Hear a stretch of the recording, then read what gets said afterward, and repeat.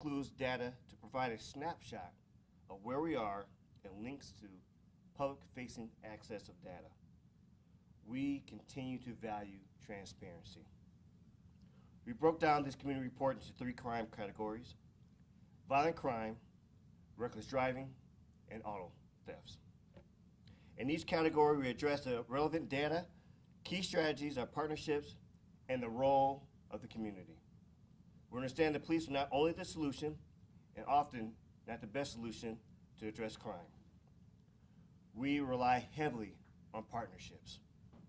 We understand our initiatives are nothing without the partnerships that we have daily in regards to addressing our public safety in our city.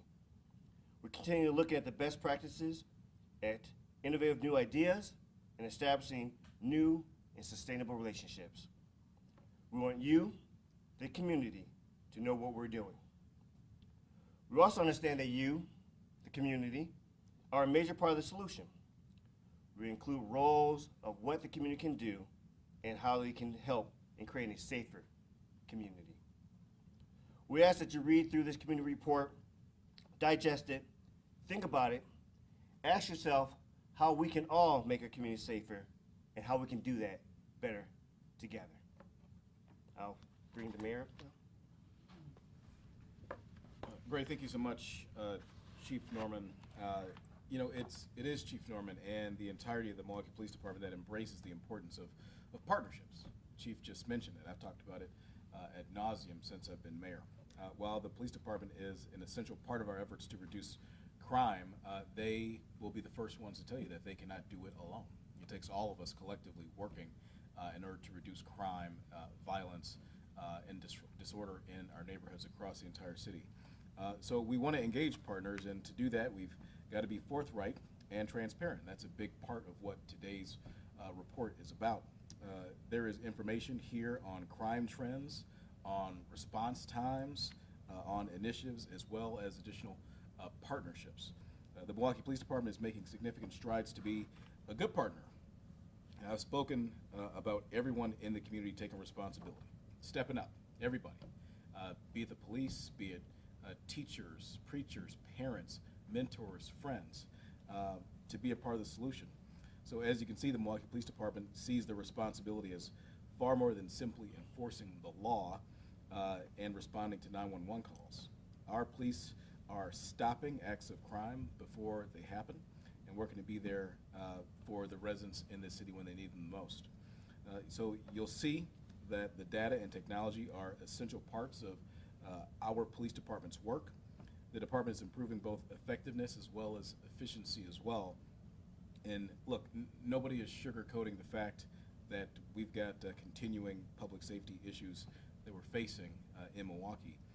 We've got serious challenges to resolve, so let's be clear. Good work is underway, and the Milwaukee Police Department is a big part in that.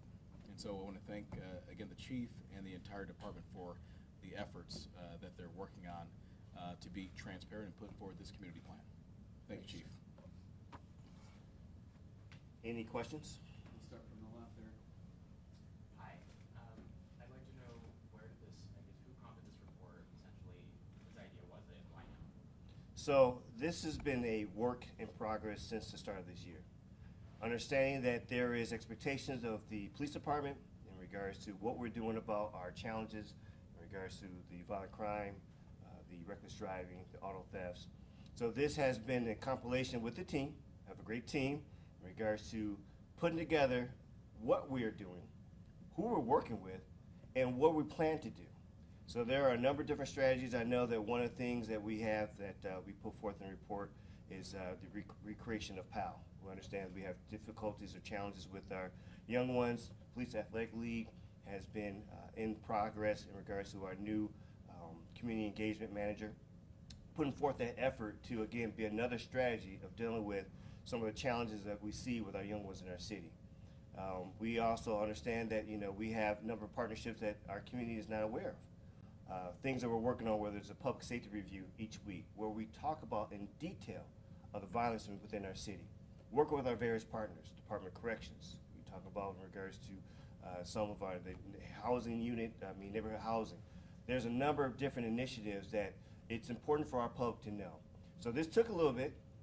Basically, this is not something that was done overnight, but understand that it is important to be able to be transparent and show to the public in regards to what we're doing, but also what we're going to do, because that's also important to share with our public.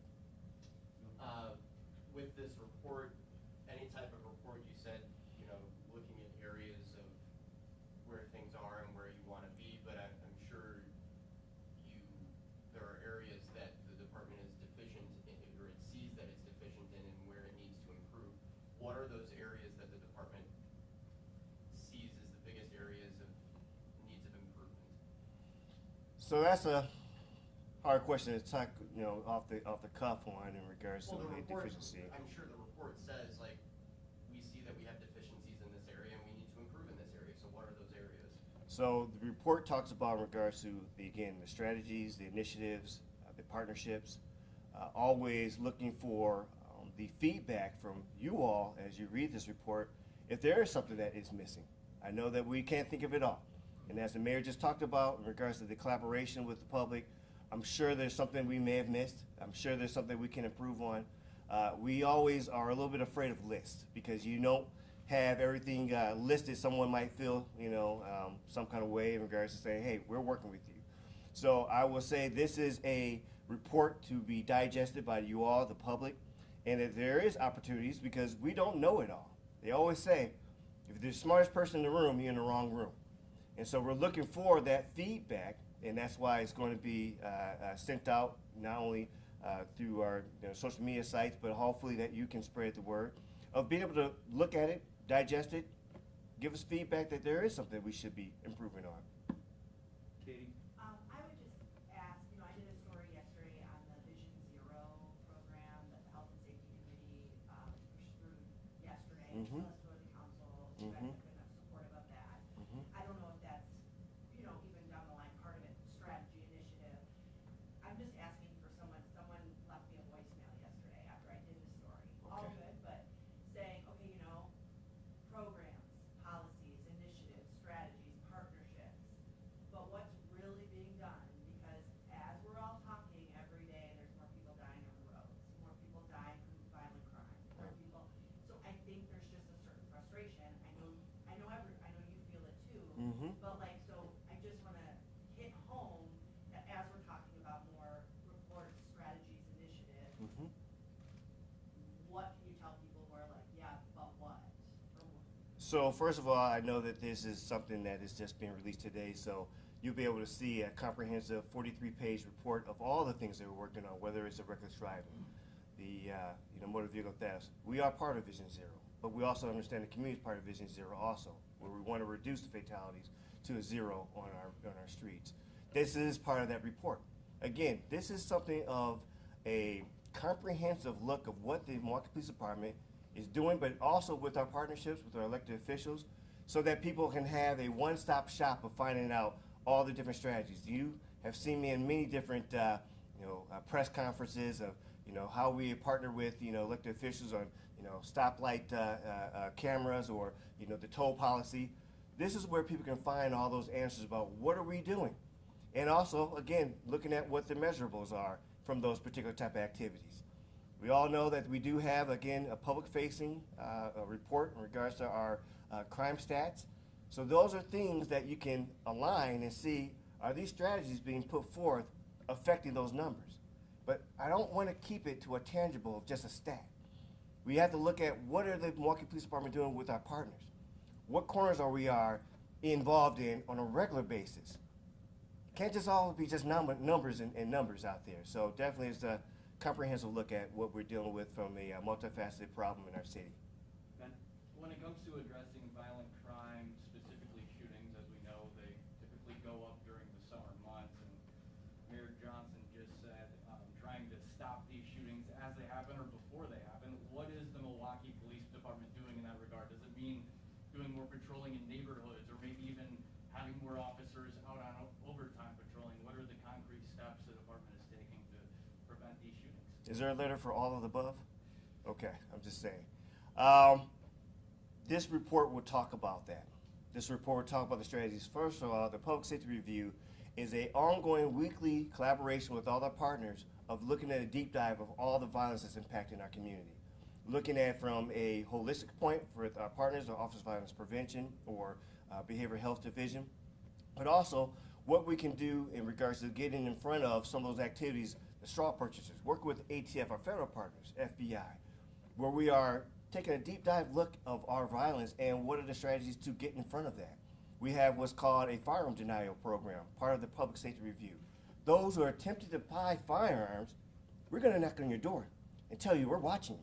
Yes, you might get denied today, but we know that if we don't monitor you, you could be our next shooter tomorrow. So there is preventive aspects in this report, but there's also proactive responses because we have high frequency neighborhoods where we're going to put those resources in collaboration with our partners, in collaboration with our community, of being proactive of those who are bringing violence to our neighborhoods, utilizing ShotSpotter, utilizing proactive squads to be engaged so that we have real-time responses to our challenges in our city. Megan? When someone reads this report from the community, what do you hope they get from it, or what do you hope sticks out the most? I hope it's an aha moment, that there is things that they don't know what their department is doing. But I also want them to look at it from the standpoint of a scrutiny of saying, maybe you can do this, or maybe you can look at this. Maybe did you think of this? We should be receptive to that feedback. I've been very engaging with our community, along with the mayor, along with our elected officials, of getting that response in regards to, if you see something that we should be working on more, we're all ears, we're all attention in regards to saying that there are always opportunities to improve. Crime is fluid, our dynamics in our city is fluid, we should be also fluid with it. Just because of when this report was probably started or finished, I don't know if this is kind of included in it, but one strategy that was talked about was with the governor giving money to the city for entertainment district, gates that could be removed and installed. Wondering if there's an update on that, if that was talked about in this report, or a general update about what we need to do. So we're in continuing conversations with that. We're working with the business community in regards to that assistance from the Governor Ears. Was very thankful for that. Working with the mayor and the mayor's office and his team. We have some immediate resources in regards to being utilized. There's some of the money that you just said in regards to the officers being on overtime or having more presence in entertainment. But also, we've been approved to allow that use to be for the entire city of that extra overtime money to assist in things that we talked about earlier about firearms response and being able to have also another presence for the reckless driving. So there is some movement for immediate. The other things you talk about in regards to some modifications of scene security, the security fencing, whatnot, those are still in the works. That's a lot of thought into that. We have to work with our business partners and also with our elected officials. But that is all part of the planning of overall long-term safety. So we're going to deal with some immediate needs, influx of additional law enforcement in the area with us to help, deal with some of our challenges. But the long-term is, again, a work in progress. All right, thank you, guys. Thank you. Thank you. Appreciate it. I'll send the link out with the report.